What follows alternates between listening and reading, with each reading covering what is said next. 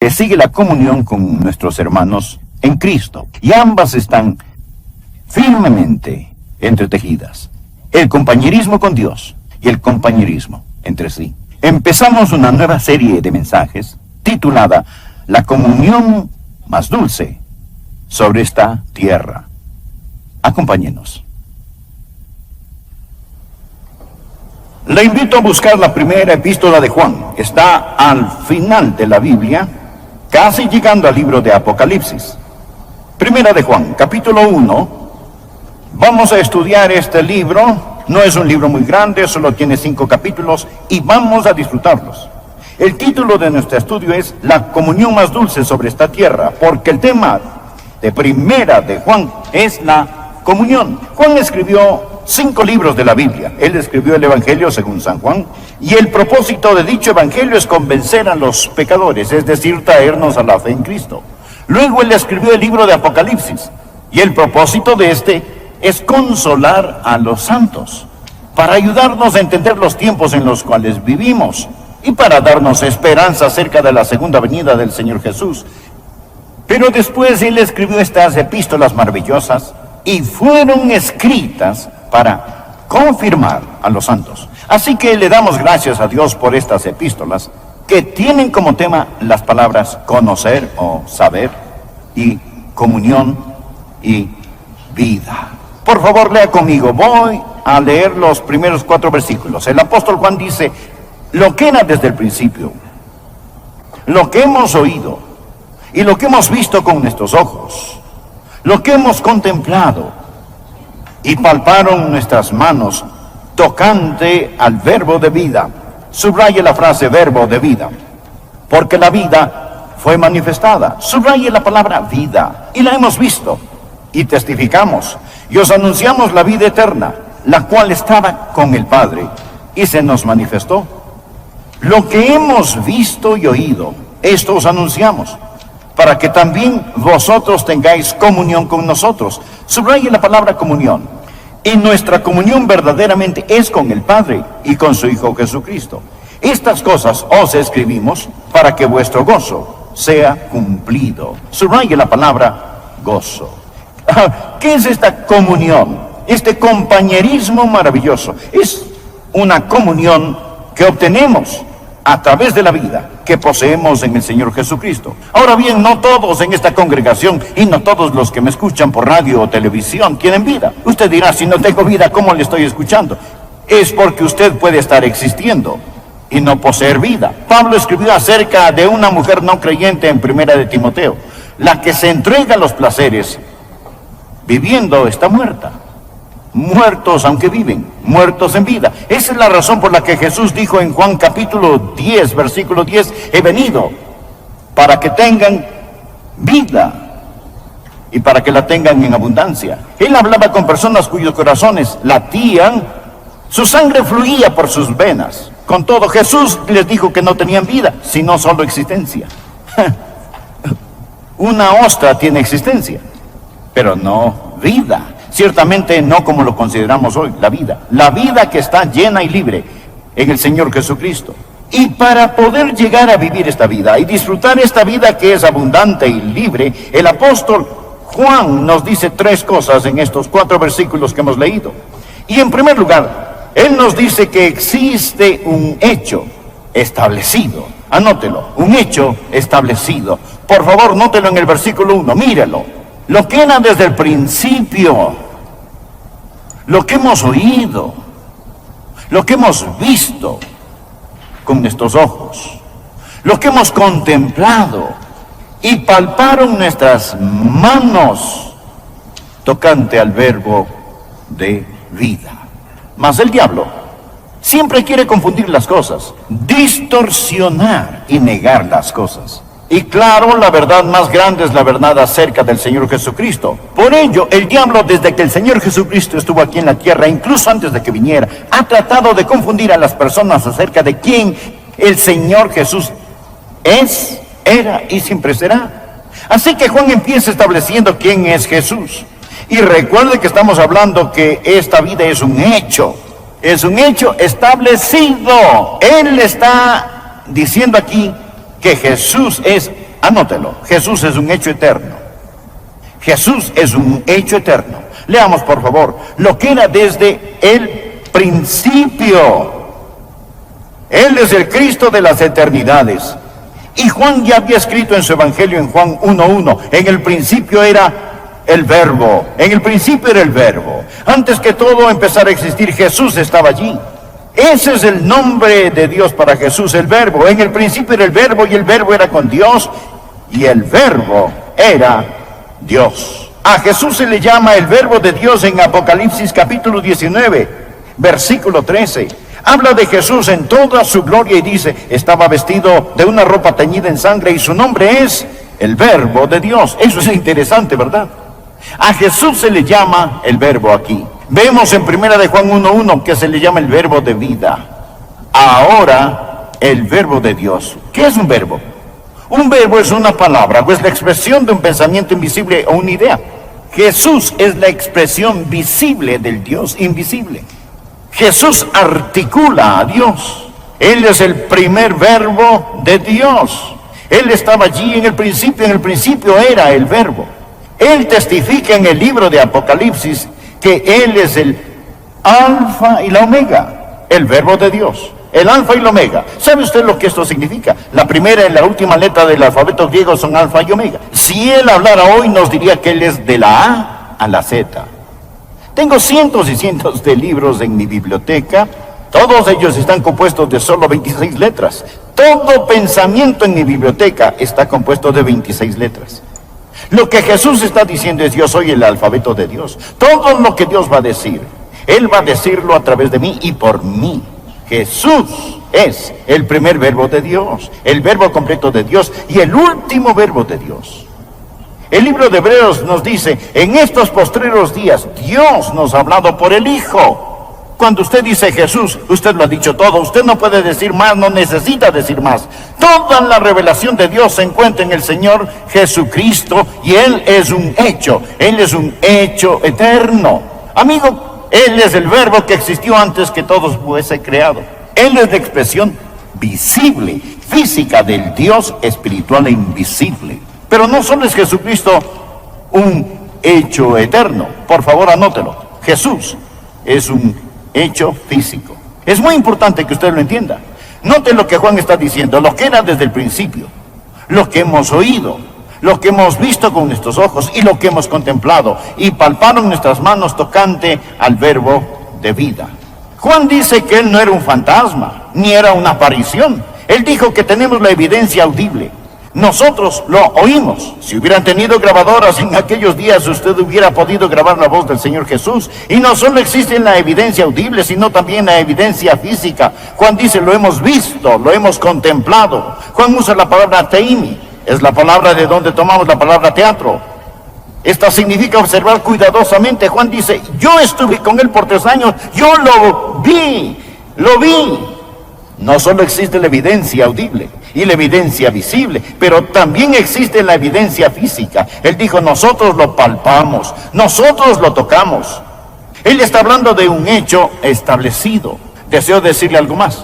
No solo Él es un hecho eterno, y no solo Él es un hecho físico, sino que deseo mencionar algo más acerca de Él. Él es un hecho espiritual. Pero, ¿qué quiere decir con eso? Bien, mire lo que Juan está diciendo. Lo que era desde el principio, el hecho eterno. Lo que hemos oído, lo que hemos visto con nuestros ojos, lo que hemos contemplado. Y palparon nuestras manos tocante al verbo de vida, el hecho físico. Porque la vida fue manifestada y la hemos visto y testificamos y os anunciamos la vida eterna.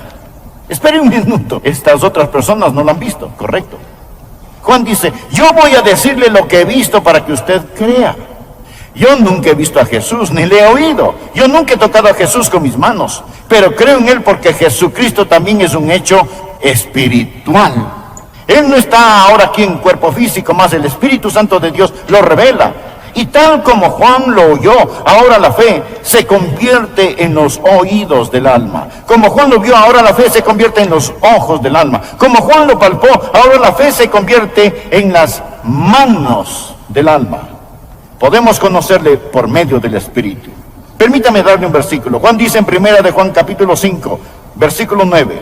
Si recibimos el testimonio de los hombres, mayor es el testimonio de Dios, porque este es el testimonio con que Dios ha testificado acerca de su Hijo.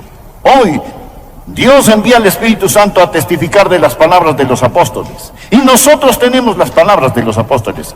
Juan asegura, lo que hemos oído, lo que hemos visto, se lo declaramos a ustedes. Y luego la Biblia dice, si recibimos el testimonio de los hombres, mayor es el testimonio de Dios. Y hoy no dependo de la oratoria, ni de la ilustración o lógica para convencerle. Gracias a Dios, el Espíritu Santo está aquí para afirmar lo que digo es verdad.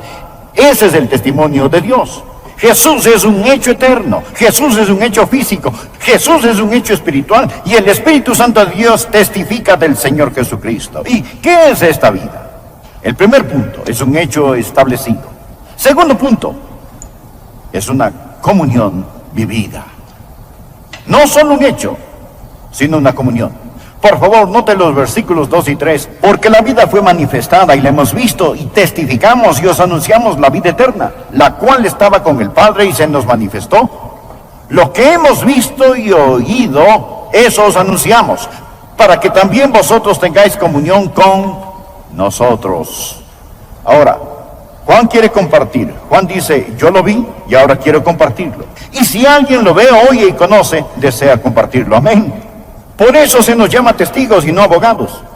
Un abogado defiende un caso. Un testigo dice lo que él ha visto y oído. La única persona que no puede dar testimonio es aquella que no ha visto ni oído nada. Luego él dice, hago esto para que ustedes puedan tener comunión. ¿Qué es la comunión? La comunión no es café con pan. La comunión no es dos personas o dos compañeros pasándola bien. ¿Qué es la comunión? Esta es una palabra muy técnica, para que también vosotros tengáis comunión con nosotros. Es la palabra griega koinonía. Permita que esta palabra esté en su mente, necesita estar en su vocabulario. Koinonía, y significa tener cosas en común. Es decir, este Jesús, este hecho establecido, y debido a este hecho establecido, existe una comunión que se vive. Podemos tener comunión los unos con los otros. Literalmente significa tener algo en común. Ahora observe con quién tenemos comunión. Note, él dice en el versículo 3, nuestra comunión verdaderamente es con el Padre y con su Hijo Jesucristo. Bien, pero eso plantea una pregunta. Nada, Él es santo, yo soy impío. Él es omnipotente, yo soy un gusano. ¿Y cómo puede Adrián tener comunión con Dios? Sin embargo, el apóstol Juan afirma, nuestra comunión es con el Padre. Yo no tengo nada en común con el Padre. Bien, leamos los versículos 5 y 6. Este es el mensaje que hemos oído de Él y os anunciamos. Dios es luz y no hay ninguna tinieblas en Él. Si decimos que tenemos comunión con Él y andamos en tinieblas, mentimos y no practicamos la verdad, estamos en tinieblas. Él está en la luz. Existe un gran abismo entre nosotros y Dios. Entonces, ¿cómo puedo tener comunión con Dios omnipotente? Así es como este Dios, que sabe que existe un abismo entre Adrián y él, y entre usted y él, envió al Señor Jesucristo a tomar algo que tenemos en común: la carne humana. Jesús se convirtió en un hombre sin nunca desechar su deidad, pero ahora Él toma la forma humana y nosotros empezamos a tener semejanza. Llegamos a ser uno. Él toma la naturaleza del hombre para que yo pueda tomar la naturaleza de Dios. Y Él dice en 2 Pedro capítulo 1 versículo 4, le fascinará esto, para que llegaseis a ser participantes de la naturaleza divina. Participantes de la naturaleza divina. Esa palabra participantes, traducida en Pedro, es exactamente la misma palabra que se traduce comunión aquí en Primera de Juan. Poseemos la comunión de la naturaleza divina. Verá, Jesús se hizo hombre, llegando a ser como yo, para que yo llegue a ser como Él. Él tomó la naturaleza del hombre para que pudiésemos tomar la naturaleza de Dios. Así poseo comunión con Dios a través del Señor Jesucristo. Es decir, un gusano como yo puedo caminar, hablar y tener comunión con Él, y puedo cantar: vengo al jardín solo cuando el rocío aún está sobre las rosas, y la voz que mis oídos escuche es el Hijo de Dios que se revela, y Él camina y habla conmigo y me dice que soy suyo. Esa es la comunión, la koinonía. que tenemos con Él por la encarnación. Por ello, Juan afirma, miren, Él es un hombre, Él es un hombre. Nosotros lo vimos, lo palpamos, lo escuchamos. Tomó la naturaleza del hombre para que podamos tomar la naturaleza de Dios. Y hemos llegado a ser partícipes de la naturaleza divina. Y entonces, no solo tenemos comunión con Dios, sino como el día sigue a la noche, nosotros debemos tener comunión los unos con los otros, porque cuando yo nazco de Dios, y usted nace de Dios, la misma naturaleza que está en Adrián, está en usted. Y el Jesús en mí va a amar al Jesús en usted. Poseemos la misma naturaleza, nacemos del mismo vientre, del vientre de la gracia. Y eso es tan importante. Esa es la razón por la cual la Biblia lo llama en Filipenses 1:5 la coinonía del Evangelio o la comunión del Evangelio. Y en Filipenses 2:1 se le llama coinonía o la comunión del Espíritu. Así que, escuche, esta comunión es un hecho establecido. Es una comunión vivida. Y ahora este es el tercer punto. Es un gozo disfrutado. Por favor, leamos el versículo 4. Y estas cosas os escribimos para que vuestro gozo sea cumplido. No existe mayor gozo que conocernos unos a otros en el Señor Jesucristo. Por ello, titulamos esta serie La comunión más dulce sobre esta tierra. Ahora bien, no sé todo acerca de usted ni de las personas que me escuchan, pero diré esto: padres y madres desean gozo. Usted anhela gozo. Aquí es donde se encuentra el gozo. Juan testifica, por eso escribí este libro, para que usted pueda tener gozo. Una mujer perdió las llaves de su casa, no podía encontrarlas. Ella buscó por toda la casa y no las encontró. Luego miró en su bolso y allí estaban. ¿Sabe por qué ella no las encontró antes de mirar en su bolso? Estaba buscando en los lugares equivocados, porque las llaves estaban en su bolso. Usted puede buscar el gozo, pero no lo encontrará hasta que lo busque en el Señor Jesucristo. El gozo es el derivado de la comunión con Dios y la comunión con la familia. El Salmo 16, versículo 11 dice: me mostrarás la senda de la vida, en tu presencia y plenitud de gozo, y delicias a tu diestra para siempre. ¿Sabe? El pecado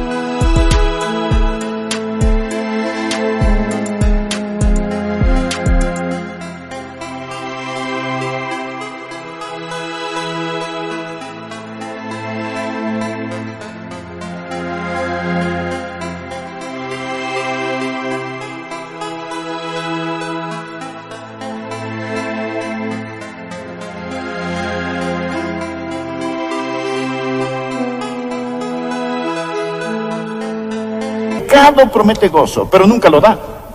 Muchos de ustedes quizá tienen cientos de canales de televisión que entran a su casa. Nosotros tenemos más entretenimiento. Amigo, solo hay verdadero gozo en el Señor Jesucristo.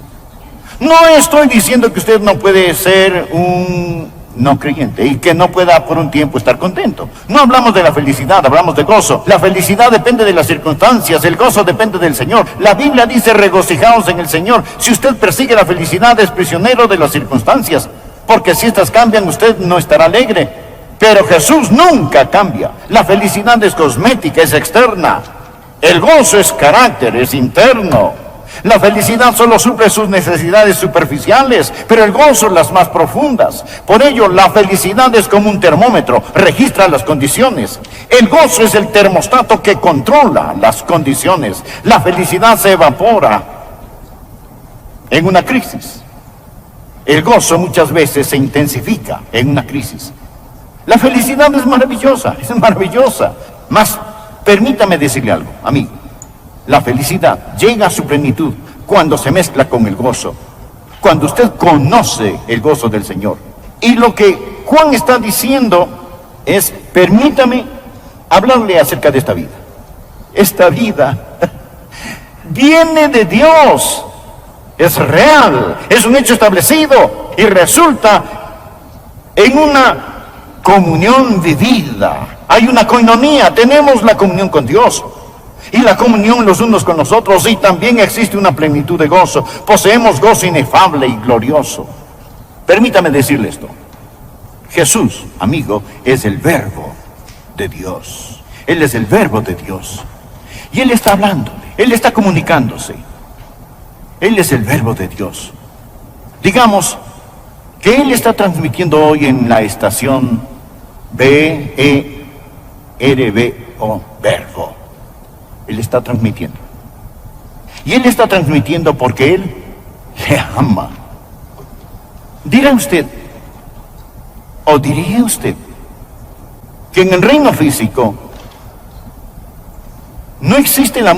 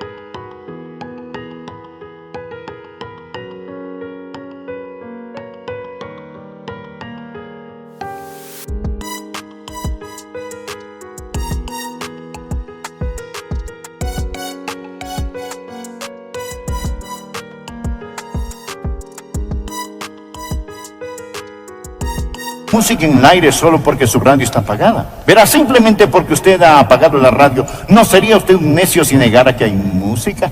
¿Diría usted que no existe solo porque la radio no está encendida? No. Permítame preguntarle. ¿Tiene su radio encendida? ¿Está su antena bien ubicada? Jesús está aquí. Él está aquí. No diga que no lo está. Él está aquí. Y tiene mucha gente sintonizada a la emisora Verbo. Él es el verbo de la vida. Es la vida que usted necesita. Y Juan dijo, estas cosas os escribimos para que vuestro gozo sea cumplido. Le diré algo más. Yo creía en lo que creo cuando empecé a predicarlo, pero ahora lo creo mucho más. Me salvé cuando era un adolescente, y Él me ha guardado todos estos años. Mas puedo honestamente afirmar